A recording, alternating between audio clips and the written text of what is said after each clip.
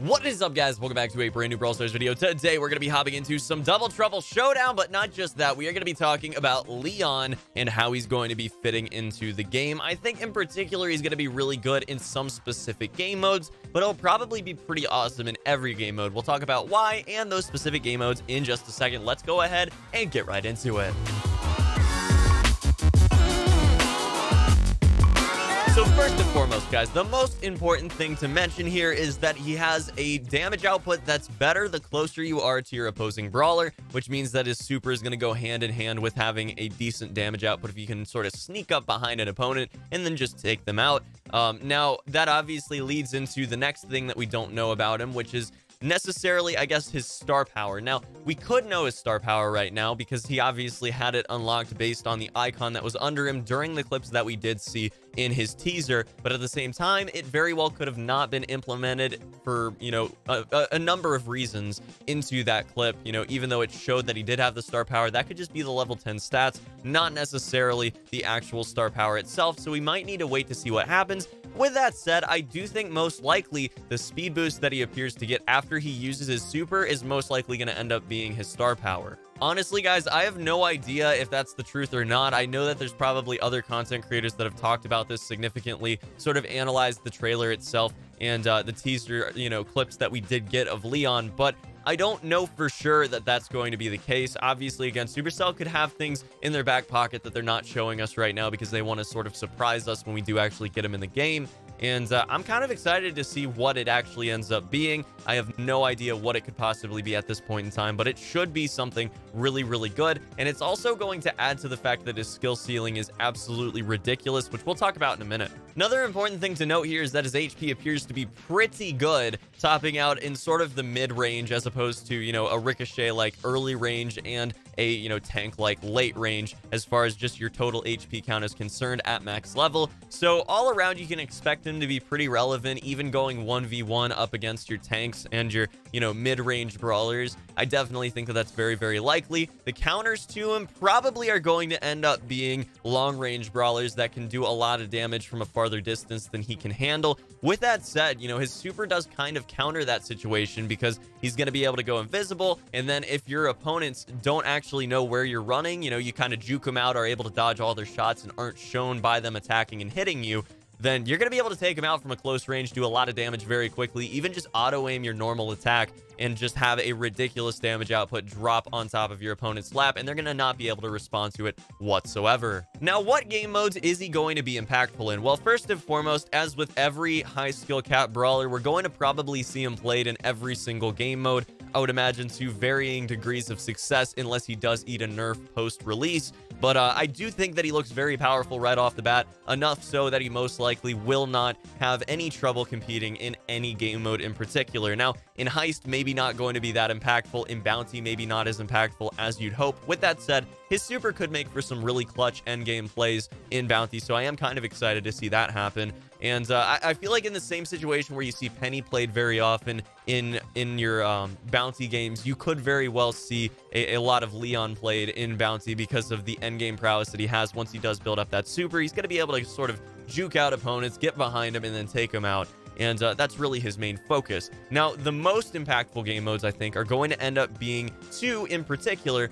I think we're going to see him played a lot in Gem Grab, and I think we're going to see him played a lot in both versions of Showdown. Now, as far as the Gem Grab reasoning I have behind this, I do think that in Gem Grab, he's going to be a gem carrier. His HP is right around the amount that you'd expect from, again, a mid-range brawler as far as just the HP stat is concerned. So he's going to be able to take some shots. At the same time, he can go invisible, juke out your opponents, walk even right past them as you've got a countdown, and then just carry them to the other side of the map, just completely out of range of your opponents to where they have no idea where you are. They're shooting around everywhere, they're panicking, and you're just safely on the other side of the map where they can't even see you in the first place once you do actually lose your super. And that's really going to be something that's unprecedented in this game so far and probably extremely powerful. You know, in every other instance, high mobility brawlers are visible. You know where they're going to be unless they're off your screen when they actually decide to hide in a bush. So this is actually pretty ridiculous, and I do think that it's going to be a staple in a lot of high-tier games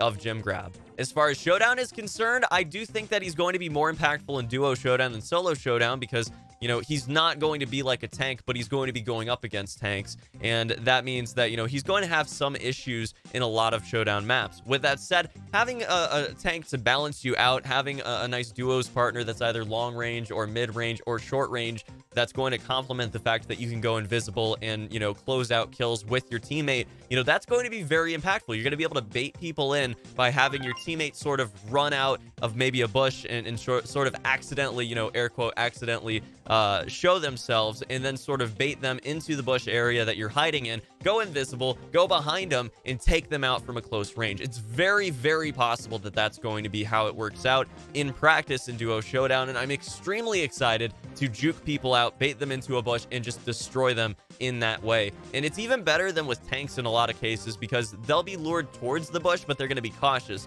But they're not going to necessarily expect you to be, you know, invisible. You use your super basically in the bush. You run out of the bush around them, and then they're going to be hit from both sides because, you know, you're going to eventually just decide to use your attacks, as well as your teammate is going to be using their attacks. And from both sides, you're going to be seeing a massive damage output go down. Now, I guess the main question with Leon right now is he going to be visible to auto aim, even though he's not visible to, you know, a normal player that's just playing the game? We've seen before that auto aim can have, you know, inhuman reaction times to things and immediately choose the best possible path for you to actually shoot at. And in the past, that's proven to be somewhat of an issue. Now, will Leon actually be able to be invisible to every player as well as auto aim? I hope so. I would imagine that they've figured that out and made it so once he's invisible, he's removed from the actual possible targets for auto aim. With that said, we have had issues with that in the past, so I'm definitely reserving, you know, judgment on that, but I don't think it's going to be an issue. I think he's probably going to be invisible from everything,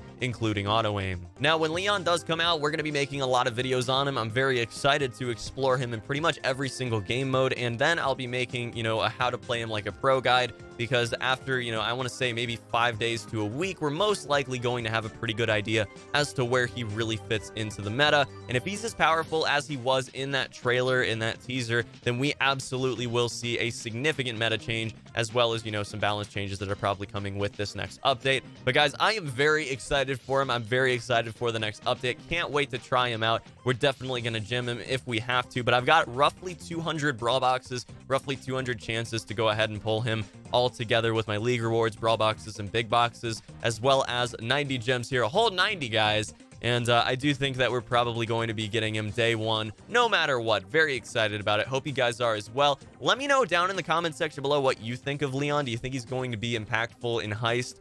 Maybe his invisibility is enough to make him viable in Heist. You go invisible, and then you go right past the enemy team. If you can juke him out, you get to the safe without taking any damage. They have no idea that you're there. If you're hiding in a bush and then you super, depending on the duration of the actual super, how long you stay invisible, that actually could be a viable strategy. And with the close range damage output being what it is, you probably can burst about 5,000 or so damage. I think at max is probably going to be about 5,600 damage total with his just close range bursts on a safe. So that actually is really fantastic. You know, we've seen Crow played a lot in the same situation where he can burst about 5,000 to 6,000 damage at once with his super and then auto attacks.